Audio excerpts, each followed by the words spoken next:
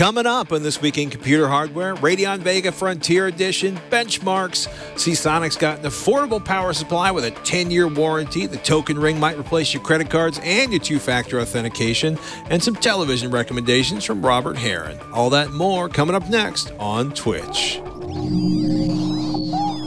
Netcasts you love. From people you trust. This is Twitch. Bandwidth for Twitch is provided by CacheFly at CACHEFLY.com.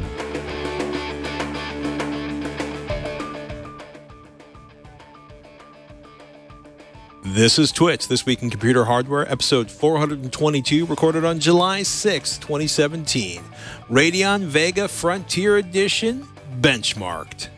Welcome to Twitch, This Week in Computer Hardware, Twitch weekly show that aims to bring you the most useful, most informative, most engaging, and yes, even the most delightful news about PC hardware. We love gaming, we love desktops, we love smartphones, we love mobile, and goodness, we might even on the bad days love the Internet of Things. Joining us today, my partner in crime at AVXL, Mr. Robert Heron of HeronFidelity.com. How are you, sir? I am awesome. Thank you for inviting me. I'm glad to be here. Oh, my goodness. It is a fantastic time. If you have been thinking, not just because, you know, Prime Day is coming, you know, which the Wirecutter pointed out, they found, I think, 64 out of nearly 8,000 Prime deals that were actually deals by their standards. But all it takes is one good price and a good TV, and Prime Day seems kind of amazing. But there's actually a solid $700 4K UHD TV right now. I would one say that's so. Worth buying. That Vizio, or not the Vizio, but the TCL's P series has been just getting better and better reviews as time goes on. Mm-hmm. It delivers just about everything you want in an affordable package in terms of 4K resolution, which is a given nowadays, and anything at 50 inches and larger. But more importantly, it has a wide color gamut support system built into it, so it can take advantage of those formats like HDR10 and Dolby Vision that utilize a color palette that far exceeds what regular HD and Blu-ray video is doing to provide more lifelike, realistic imagery that you get off the screen. That TV is delivering it to you for, I think it's a 50-inch screen there, or 55 for 55-inch screen. Terrific price. Gamers are also reporting that the lag times on that system are pretty good. But overall, I think most important to me for that is an interface driven by a third party, but someone who's been around the block a couple times in terms of having a Roku TV built into that delivers not only the interface you use for streaming your video and content, but also it actually, they control the entire interface of the TV in terms of menus and other things. And compared to just about any other TV you're going to look at nowadays, most, in terms of the software built into them, are abandoned almost immediately. They're pushed out the door, and unless there's a serious error or security issue, they're never updated again, or they're only updated to add advertising hooks into the damn thing you already bought, or some other less than optimal reason. I mean, you and I were arguing about this. But I like having the idea of Roku driving the back end.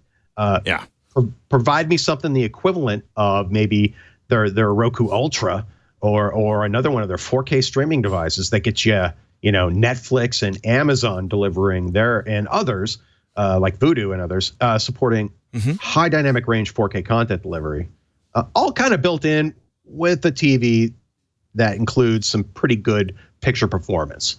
As far as I believe it's a direct lit LCD system with local dimming, or is it edge lit? It has to be direct lit, I would think, for the number of zones. It's direct lit. For the zone control they're claiming, it has to be. Edge lit systems, it doesn't matter who's making it. Right. Full array LED backlighting, 72 local dimming zones on that 55-inch screen. You can't claim anything like that without direct lighting. If you try to do it through the edges, you almost end up with like 2 zones of backlight control. In some cases, a little bit more, but otherwise. But that's the other thing, too. That remote that it comes with is similar to the premium remote shipped with Roku boxes in terms of having a voice command where you can do search and other things, as well as an 1/8-inch mini headphone jack that you plug your favorite pair of headphones into, or the earbuds that are included for private listening. Those kind of deals with enough of the right things put together are the new bottom point in terms of where you should be looking. If you can't afford the $2,000 55-inch OLED, then I would be looking here. I'd be looking at great value, brightish and colorful-ish 4K panels from makers like TCL and companies like Hisense too. I'm looking forward to see what they have coming up in terms of their D series and beyond. It's going to be good. There are some solid values out there. And we were also talking about too, the LG introduced this week their availability and shipping of their W series wallpaper panel. Right. In the 77-inch size. That was what was new this week. I believe the 55 and the 65 have been out there for a while now. Now they are actually shipping a 77-inch panel. In terms of two retail channels where if you can walk into the store with the cash, you can probably get one. Although you probably want to call ahead and just confirm that they actually can get you one in stock. Yeah. But they're for sale. They send you to Best Buy. Best Buy tells you to call the local store. That design. It's. I mean, like the 65-inch has been shipping for a few weeks. That's that $8,000 65-inch version. No other company has taken just the panel out of a display system, raw. I mean, like no support, no nothing. Right. And offered that to you in a way that you can stick it to the wall with a magnetic mount. I mean, you can't do it any thinner with any current technology short of projection. And how thin is it? Is it 2 millimeters or 5 millimeters? The panel itself is like 2 millimeters thick, and then you have to attach it to this bracket so it doesn't fall off the wall. But it's like the whole thing weighs like 26 pounds at 77 inches, and the panel as it is kind of flexible, so you literally can pull up on a corner of it when it's on that mount. It's not just hanging there by magnets only. It's actually hooked in, but the corners to hold it to the wall are magnetic along the sides. So when you grab, say, that bottom left or right corner, you can pull that up with your finger and it will flex just fine. I wouldn't be doing this regularly, but it's made to. And to connect it and to drive it is that big sound bar at the bottom. That is a required component in this setup. You can't have one without the other. It is a very nice sound bar, and it has an 82-inch ribbon cable going to it that you can literally stick to the wall and paint over. And it supplies, in my opinion, some of the best audio you're going to get out of a TV. But those two go together. You can't have one without the other, or you're hiding that sound bar just to have that panel. That's the only trade-off at the moment. I could imagine you would see a version of this that just has a more condensed breakout box with no audio at all. Right. That would be my choice, and that would definitely save some bucks off the total cost of it, especially if you're adding this to a room that already has great audio through a 5.1, 7.1 or beyond setup. Mm-hmm. It's a pretty big. And when you take a look at it, it's we were joking about it back at CS. It's like Kylo Ren's helmet. It's very sort of stylized. It's got lots of silver striping on it, or what looks like cooling fins, which I think takes away from the whole. We created this sort of portal into another universe with our 2 millimeter thin screen, and now we are going to put this giant box underneath it that you have to have. Things can operate. Still beautiful. I mean, let's talk for a second about. On the commercial side of their OLED panels, they do offer a version that is literally a breakout box attached to a similar OLED panel in design, but it's more for commercial installation and use. Signage, a very nice piece of signage, but that actually has a breakout box that I really would love to see somehow incorporated back to the consumer side of it. But still, I have sat in a room with that setup, with that sound bar, and it does sound fantastic, especially in the sweet spot. If you're in those 3 seats right in front of that TV, the Dolby Atmos compatibility, granted, it's literally a 2-channel system with simulated height channels and all of it, but it worked really well. And for TV speakers, I have no complaints about what that comes with. It's just a complete package. And hey, look, if you don't want that sound bar, you can eventually be able to hopefully step back to some of the other models with more traditional framing and buy a set that you can mount to the wall. Otherwise, it won't be that flat panel design, but panel only design. But that'll be the big question I have going forward: is what will be the cost of step down 77-inch panels, or will there even be anything that migrates beyond the W series in a 77-inch size, except for premium partners like Sony and others who are utilizing the LG panels? I think I don't think there are that many of the 77-inch panels to be suddenly throwing these into cheaper series per se, at least initially, outside of the W. So that we'll see. So when we talk about part of the reason the W7 is so fabulous is LG's work on OLED screen technology. Has it, in your opinion, is OLED ahead of QLEDs, the Samsung's quantum dot technology? Is it a matter of personal taste? Is it something you can benchmark when you throw the test machines on it? I mean, can you get the colorimeter on it, be like definitively say one of these does a better job of representing the accurate or true HDR color range? This shade of red or this shade of green? Is there any point to that? I would say the honest answer is not really. When you also factor in the luminance output of these displays. And one of the things that we all love OLED for is its ability to be pitch black or perfectly black in a room with good light control. And that ability to generate contrast, even if it can't exceed 1,000 nits, it really doesn't matter in a sense, because it's making even old content look more contrasted by the very fact that it has a pure black level in terms of displaying imagery. That's something you get on LCDs if you are seated just right. But if you so much as shift your head left or right, that will change in terms of the perceived contrast level. The LCDs generally will lose contrast, some more so than others, as you move off axis. And that brightening of the black, making black more gray, makes color desaturated, and it loses some of the pop in the picture. So as far as wide angle viewing, you can't really beat OLED at this point. I'm not saying it's perfect off axis viewing with an OLED. Things do change, especially the grayscale on an OLED. If you put up a gray pattern, and I don't care what OLED you look at, if you put up a nice step grayscale pattern and move left and right, you will see some shifting in terms of green fringing and pink or red fringing as you move around. And they're not perfect panels, but compared to an LCD, that wide angle viewing is far superior. As far as LCDs go, they are capable of generating double, triple the luminance levels.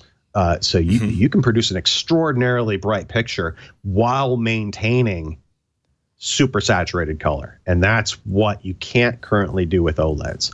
If you try to drive an OLED to 1,000 nits currently using that RGBW pixel design, you're just blasting more white light into it, and that desaturates. You can't do that. And they know you can't, so it'll never do that. So each has its trade-offs, but if you've ever just looked at any content, doesn't matter if it's standard def, high def, 4K, whatever, on an OLED, everything just looks more contrasted because of that super dark black level.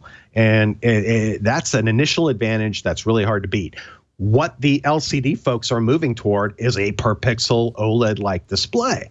The next generation, we'll see it in CES of 2018, will be the photoemissive quantum dot technology, where instead of having a separate sheet or a tube in front of the lighting system that has the quantum dot material impregnated in it, they get rid of all that, move the quantum dot material directly into the color filter. You simplify the design, you get more light transmissivity through the panel, and you're then generating at least 2 of the 3 colors closer to the surface of the panel. That will produce better off-axis viewing, and they're claiming 2 to 2.5 times the light output for similar LEDs that they're currently using. So, but we're not going to see that till next year. Hopefully sooner than later. But that's coming, and eventually, you'll just have a simple swap out between the OLED materials versus quantum dot materials that can be stimulated directly with electrons or electricity to emit light directly. When that happens and they can create formulas that can be substituted in the current manufacturing for OLEDs, OLED might go into a weird like plasma state where it's still considered a classic, but nobody wants it because it can't generate the light potential that will have in a couple of years from now from emissive quantum dot materials. But the chemistry is not quite right yet. They have no way of directly substituting these things at scale. If you are a chemist in the world or you're thinking about chemistry, believe me, when it comes to display systems, the light and physics folks all bow down to the chemistry folks because none of these chips or any of this technology gets done without chemistry. And that's where the current effort's being put. And as soon as they have a formula that can be substituted cheaply or at no cost or lower cost, boom, we'll have per pixel illuminated displays pushing 2,000-3,000 nits. And that's going to happen in say 3 to 5 years. And yummy. That's going to be pretty bright. Nah, I'll jump off my tangent there. Oh my goodness. $2,500 4K projectors are showing up. The Epson Home Cinema 4000, Optoma's UHD 60, and probably the cream of the crew because of some of the added features beyond the pixel shifting to get to 4K. Optoma's UHD 65. Won't get too deep into those, but it's amazing how fast. And technically, these are not true 4K projectors, right? Because they are using the magic of little tiny dots or little tiny mirrors moving fast to create more pixels than are actually available in the chip for the display. True. But it's amazing how fast the price on quality 4K UHD experiences is dropping in projector land. So all the projectors you just listed are all, more importantly, featuring DCI color expression in terms of a more saturated palette. They go beyond just HD color. Like most current projectors are just limited, laser or otherwise, unless you're paying bucks. You're dealing with the old school color palette processing these 4K formats. These projectors that you've listed are all providing beyond HD color, and that to me, regardless of the resolution output, is key. And on top of that, they're all going beyond 1080p. In the case of the DLP part, technically that is a 4K display that is able to address all 8 million plus pixels of a true 4K image. Independent. I'm sorry, I keep thinking. I always find it tough because like when you think of a 4K display, I think like I want an actual 8 million pixels, one pixel or one mirror or one dot for each individual. But consider that the last generation of the 1080p rear projection TVs that existed, those were all in a similar boat. They were all half resolution 1080p imagers that could address multiple pixels or two. Plus an off state. So all of those 1080p chips back in the day were literally half resolution, and now they've simply bumped that up to say, hey, we can do the same thing with 4K by just we only need half the mirrors. In the case of the LCD technology, though, they're actually shifting it a different way, where they're not able to achieve full 4K resolution, but it's getting up there. It's beyond 1080p, and I haven't measured or tested it, but something you could think of it as like 3K instead of true 4K, like you're able to get out of a DMD system on a chip like the Optoma HD 60 or 65. So there is no loss of resolution on the HD 60 or 65 in terms of 4K input, and you're getting DCI color on all these systems. So it's just, I mean, it's pretty amazing. Like you're looking at a DCI Epson's 3-chip, Epson's 3-chip LCD on the Cinema 4000. You're looking at like 3,500, or I want to say 5,000 hours of lamp life in eco mode. The Optoma UHD 60 and UHD 65, they're claiming 4,000 hours of lamp life in bright mode and up to 15,000 hours of lamp life in dynamic mode, which is amazing, especially given the UHD 65, or the UHD 60 is running 3,000 lumens. the UHD65, which has a more sophisticated color wheel and frame interpolation. Optoma is what they call pure motion. So it's going to give you a better experience when you're watching movies and such. It's pretty amazing to realize just exactly how far projector technology has come. And, you know, I'll admit, like, I have trouble looking at 4.15 million mirrors and coming up with 8K, but I will once again defer to the fact that the mirrors are considerably faster than the eyeballs. Oh, that Texas Instruments DLP technology is long established. Right.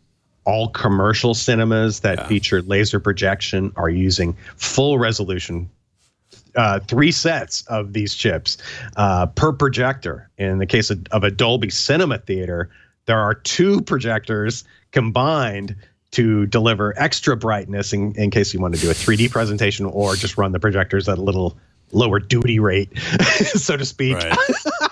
But you're talking like, there is no, given the performance of their mirror technology to be able to address a couple of different pixels specifically and the speed it's able to do it, I really don't see a trade-off there.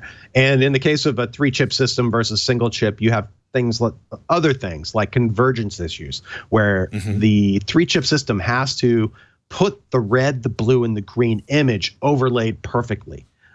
If there's any distortion to that, or if it's offset a little bit, you get fringing and other artifacts that reduce perceived detail and things like that. Things that go away in a single chip system, I will always prefer a 3-chip system just for the general brightness improvement, being able to process red, blue, and green independently. There's a lot of benefits to having a 3-chip system, but for affordability, and we're talking stuff $2,000 and under, or say $2,500 and under, that's where the single chip DLP systems can get you the resolution and the color at a price point that was just not possible even a couple of years ago. And what I'll be curious to see too is what kind of lag time these projectors are delivering. Are they? You don't hear a lot about projector folks focusing on lag unless they're questioned about it in a review or something like that. So I hope more people are actually testing that to make sure at least there's a game mode for those things, as they can often get into some. Anytime you enable any kind of video processing, it's gonna introduce some kind of lag. So at least if there's a mode related to that sort of playback, that would help folks. That's the way it should be. Oh my goodness! Switching gears a little bit. We should talk about Ryan had his hands on it last week. Well, before we talk about Radeon Vega Frontier Edition, something that's probably worth paying attention to, especially if you've been holding off on a system build, is that RAM prices are definitely increasing. Obviously, PCs, laptops. There's a huge drive in China to differentiate cell phones by throwing a huge amount of RAM on the Android-based phones. For example, the OnePlus 5 is carrying in its maxed out version, the $539 version, 128 gigabytes of RAM and 8 gigabytes, 128 gigabytes of storage, 8 gigabytes of RAM for the chipset, that A35 chipset. But you're also talking about cars, SSDs. There's a tremendous amount of RAM consumption going on right now. So A, RAM prices are going up. B, Samsung says, quote, it will invest $30 trillion, $26.1 billion by 2021 in its existing plant in Pyeongtaek, South Korea, to expand its semiconductor fabrication capacity. It's already, I think, the single largest plant in the industry, and it's making 64-layer, 4th-generation VNAND flash chips. So Samsung's looking to expand. There's so much demand. And what's also interesting is it looks like there have been some accidents as of late that have decimated RAM production over at, or taken a hit on RAM production over at Micron. Jeremy Hellstrom over at PCPer wrote up, quote, sadly, nothing Nan's Gates. Even if some of these RAM rumors are false, we are in for shortages. So, again, Samsung investing to increase capacity, but DRAM Exchange said there was a nitrogen leak in one of Micron's fabs, which may have killed as many as 60,000 wafer starts, or about 5.5% of the RAM available by the end of the month. Micron says, nope, there was an incident, but there was no real impact to the business or the employees. That particular fab produces LPDDR4, which is already in short supply, Jeremy notes. The other thing that's interesting is SK Hynix and Toshiba's 3D NAND production is below expectations, and that the supply of NAND for iPhones may fall short by as much as 30%. So, this is something that's going to be impacting, I think, obviously RAM availability, the pricing of RAM over the next few months, not necessarily just in like desktop or laptops, but in all the devices that consume RAM. And more and more and more of those are showing up each and every day. And, at least with the Internet of Stuff, it's usually very small amounts of RAM. But it was interesting to take a look at those stories and see that. Go ahead.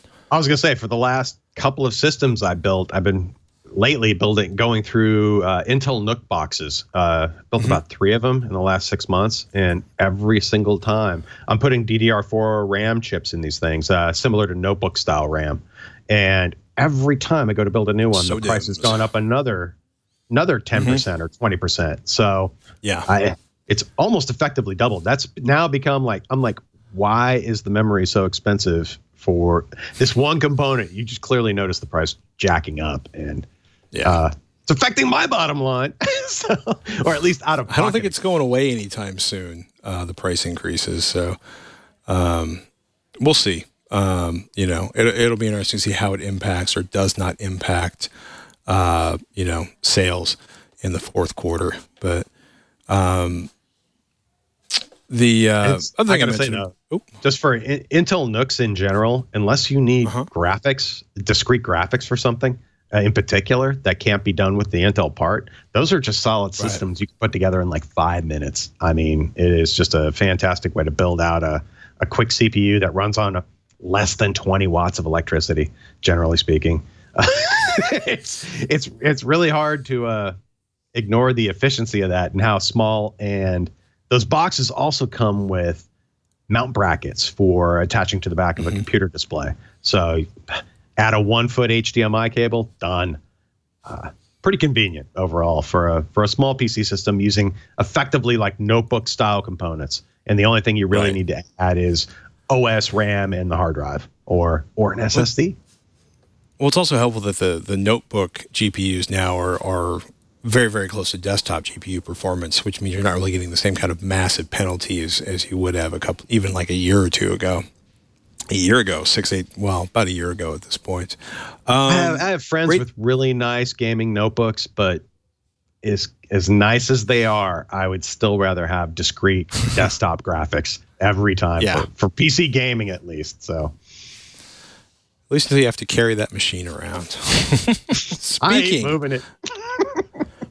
of discrete of DeGroot's graphics. I am Groot. The Radeon Vega Frontier Edition, 16 gigabyte, air-cooled review. I feel like we talked a bunch about this last week, but let's go into it in a little more detail because Ryan got to run all of his benchmarks. This isn't a gaming card. Quote, it's a card for creators that game. Similar to the GTX Titan, Titan X, and Titan XP, except that those were delivering superior gaming performance. Ryan took a bunch of time to up on PC Per to sort of walk through answering questions before you ask, where he points out that AMD does not consider this a gaming card. It's kind of a prosumer card. The driver isn't optimized for gaming. How it's targeting professional level applications. That said, that's the rumor, but the reality AMD says is the driver has all the gaming optimizations that the other Radeon drivers would include, up until at least the driver branching that he talks about in the article. It's some interesting stuff going on, like, why didn't you test it overclocked? Why didn't you turn up the fan speed? Didn't you have it in game mode? Basically a large kind of collection of things that people were concerned about in the test results, because you basically tested the card live. This, of course, is this, professional grade card or professional card that bridges to the incredibly expensive cards. And the RX Vega, which is the consumer version, should be clocked higher. It may have a better cooler. That, of course, would help with performance. But when you take a look at the card, You know, I'll be curious to see like what happens, you know, with drive revolutions and stuff. But the gaming benchmarks put the Vega Frontier Edition, quote, somewhere between the GeForce GTX 1070 and the GTX 1080. That said, it's about 25 to 45% faster than an R9 Fury X card. Then from a professional workload angle, I'm going to quote Ryan here. The Radeon Vega Frontier Edition fares much better, splitting the line between the features, performance, and support that NVIDIA offers between its GeForce and Quadro products. So a P5000 Quadro card will offer performance that exceeds Vega FE, but at more than or at double the price. And to put that price in perspective, the Vega Frontier is $1,000 air-cooled, $1,500 water-cooled. You know, so it's going to be slower than a Titan XP, which, depending on where you're searching for it and what kind of state it's in, is going to be $1,500 to $2,000. So it's slower than a Titan XP in gaming, but it'll hang pretty well with the Titan XP in spec view perf. It's a little bit behind in Luxmark, but a little bit faster in the OpenGL-based Cinebench R15 test. So, you know, the Vega FE is an interesting card. It is not a pure gamer's card. It is a creator's card for people that also want to be able to game, or probably, you know, more likely a creator's card or professional, you know, a professional's card that can also be used to run so many of the 3D models that are new, kind of the, you know, Unreal-based stuff that people use to demonstrate products. I agree everything with that, else that's integrated into that price point too. I mean, that's the big one. When you're spending that much on a graphics card, that seems more optimized for content development and operating complex 3D models and things like that. So, because I mean, man, if I have $1,000, if you have $1,000 for a graphics card for gaming, what would you buy? And probably I'll be honest with you, the fact that that's hitting like at least, you know, greater than 1060 speeds, 1070, 1080 range. Yeah, excellent. It's a pretty good card. But still, there's a VIG for that one. Ryan had also pre-ordered a bunch of cards to make sure he got one delivered to do benchmarking as early as possible. So he did some Radeon Vega Frontier Edition Crossfire testing. You know, the only professional test that scales with multiple GPUs is Luxmark. You know, and running two cards basically boosted Luxmark by 2.14 times. But SpecView, Perf, and Cinebench don't use multiple GPUs, so they weren't impacted on it. But when you take a look at, you know, Crossfire on the Vega, it's not spectacular. Scaling at 2560 by 1440 was kind of miserable. As little as a 20% improvement by adding the second card on The Witcher 3.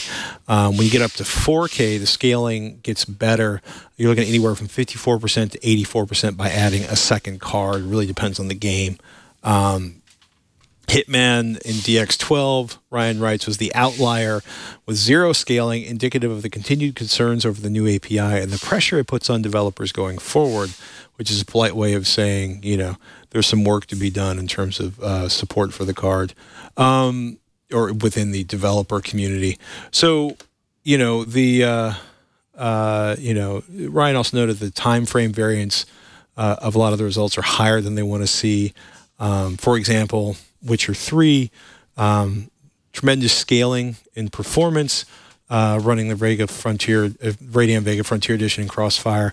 But then there's frame-to-frame variances above 10 milliseconds, and that's not good for the experience. So, you know, at this point, you know, this is probably one of the last things that AMD is going to sort of get serious about, you know, debugging and improving, because there's going to be so few people actually running a pair of these $1,000 cards in Crossfire.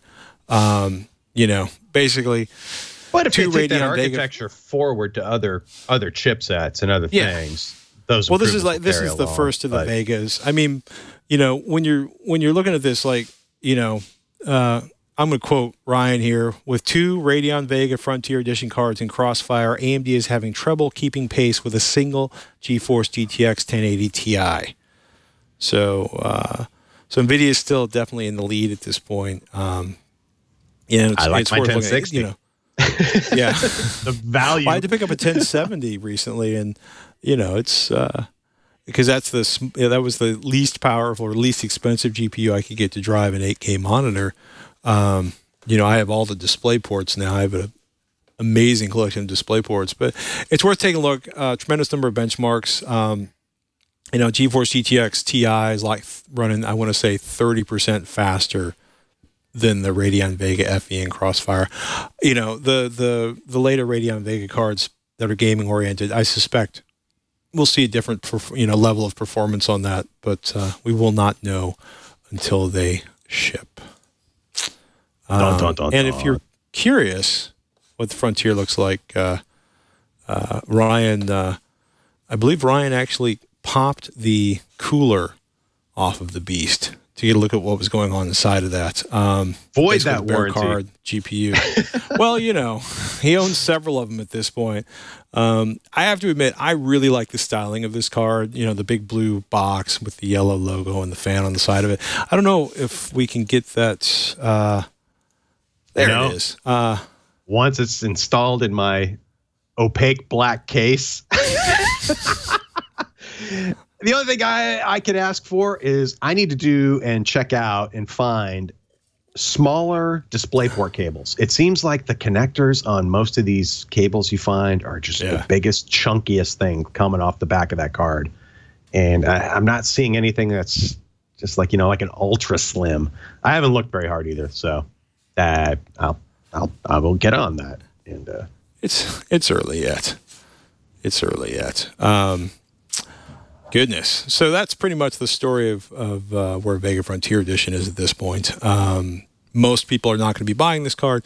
Most people are not doing, you know, serious engineering or CAD or architecture or stuff like that. Interesting observation from Passmark Labs, the benchmarking people. Basically, they said AMD's share of benchmarks has bounced back this year, rising from 18.1% at the beginning of the first quarter to 26.2% at the beginning of the third quarter, while Intel's share has dipped to 73.8% at the same time, which is to say, you know, the majority by a significant margin. But the idea is essentially that, you know, the improvement, or basically there's people buying AMD Ryzen systems and they're gaming on them. So, you know, this is a big deal. Interested to see a benchmark based upon Bitcoin mining for the Vega chip, considering how many of the other AMD ATI parts have been popular in the past. I'm going to direct you to a synthetic benchmark. I would like to see. We should get you on the PC Per podcast so you can talk to Alan Malventano and Ryan Shrout about Bitcoining and the optimizations in GPUs, because there's several GPUs have come out recently that have been optimized for Bitcoining, which is a wild concept. But kind of the big story out of this is AMD's had a really good 2017, and their CPU, their market share has gone up for the first time since 2006, which is good to see because it's been relentlessly dipping for over a decade at this point. So Ryzen seems to be doing its job, at least for the early adopters that run benchmarks. Some folks mentioned quick thing about DisplayPort in general. Some folks mentioned that there is mini DisplayPort, which I think on the graphics card itself, I think would be much better than having a full size port. At least for the setups I deal with, it's just a giant chunk of plastic coming off the back that I'm always like, if nothing ever touches it, great. However, I wish that interface were a little smaller, and I think it'd be a little more convenient for just routing and other things. So anyway, done. It's done with my DisplayPort rant, and I appreciate the heads up on the mini. I do. I appreciate DisplayPort rage. Seasonic's been overhauling their PC power supply lineup. Lee Garbutt's got a great review up of the Focus Plus Gold FX 650 watt power supply unit. This is a $90 650 watt 80 plus gold power supply with a 10-year warranty for $90. The Plus Gold FX lineup goes from 550 watts at $80 to 850 watts for $110. 10-year warranty. Nice. You know, multi-GPU support. You know, it's fully modular cables, micro-tolerance load regulation at 1%. It's only 5.5 inches deep. fluid dynamic bearing cooling fan, Haswell support. It's a pretty impressive, power supply for the price. Editors, I want to say I'm from using PC something perspective. similar in terms of a modular power supply, about that same wattage, with one high-end graphics card, a couple of storage devices, plus the CPU, and I doubt I ever come close to needing all of it. But and that includes I think I have dual power connections going into this graphics card too, and so it's not like a total wimp. But anyway, that's a for $90, 10-year warranty. What the hell? Yeah. Yeah, that's a pretty. I've good seen deal. more expensive things fail sooner. This is true. 80 plus gold certified for high efficiency, excellent voltage regulation, excellent AC ripple and noise suppression. Looks like a really quality product for the money, and worth taking a look at if you are building a system and in need of a power supply. That's the Focus Plus Gold power supply units from Seasonic. Andy Rubin's Essential phone did not ship in June. Aw. And kind of a heartbreaker, right? Well, so they've been accepting pre-orders, right? So Andy Rubin was like, I'm going to build the phone that I want to see for Android. Andy, of course, being kind of the father of Android, as it were. Essential started pre-selling phones. And announced at the Recode conference in May. Andy Rubin said it would start shipping in 30 days. And Essential is not shipping yet and is not talking about it. They've been taking orders for an unlocked version of the phone on the website. They plan to offer the phone through Sprint. The only, quote, U.S. carrier that has said it will sell the device, says the Business Insider. And then Sprint told the Business Insider last week that the Essential phone is expected to debut this year, but didn't know exactly when. So hopefully this is going to ship sometime soon, rather than just eventually. But it's tough because this is, it's frustrating when you see a kind of a high profile product that is shipping late. But I'm curious to see love it when it ships. I love that somebody could come up with a new phone design, but what it really comes down to, for me, at least on Android, is the ability to dodge the carrier specific updates if it's possible, and that's really not for most folks. And I can't tell you how much better like Android 7 is compared to 6, and yet how many people in the Android community are running 7, and very few. Unless you have a state-of-the-art brand new phone right from the carrier, you're probably not. And that, to me, is the biggest problem with Android. It's just, and hopefully the new O series or whatever, the O software, can make those updates from the carriers a little more efficient and quicker.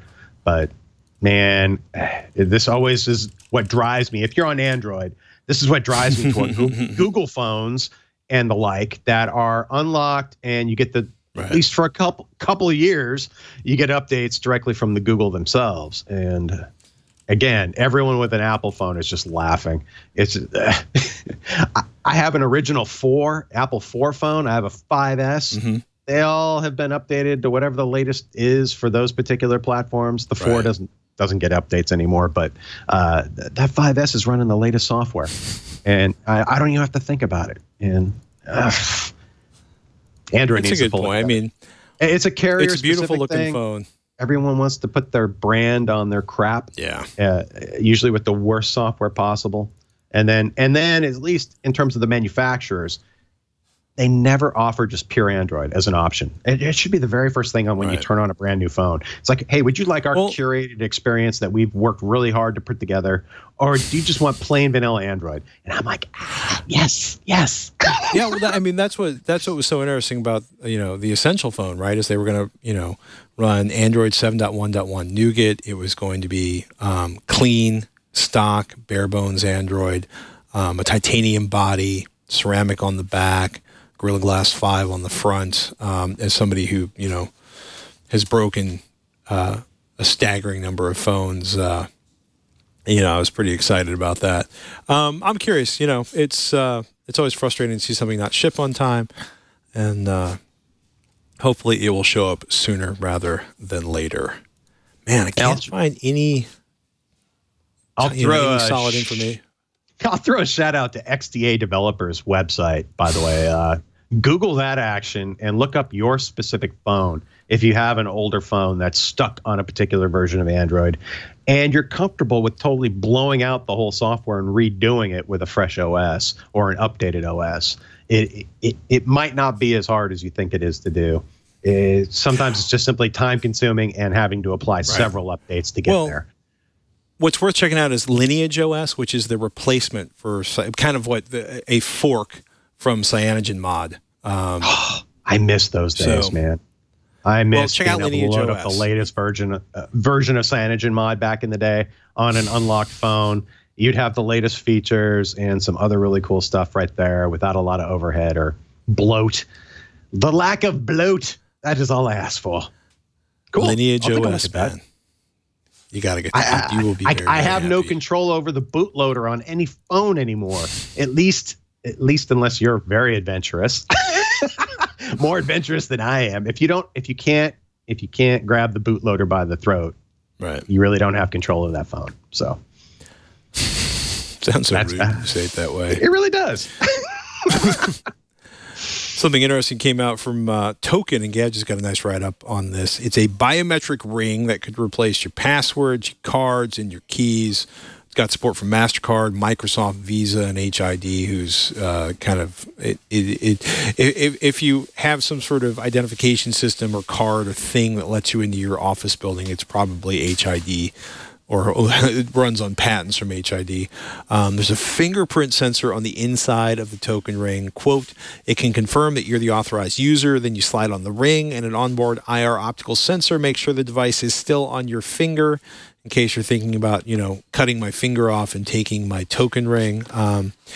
Sherilyn Lowe wrote this up for Engadget. It's an interesting read. It's an interesting project because it's FIDO, token is FIDO U2F, which means you can actually use it like a Ubico two-factor authentication key.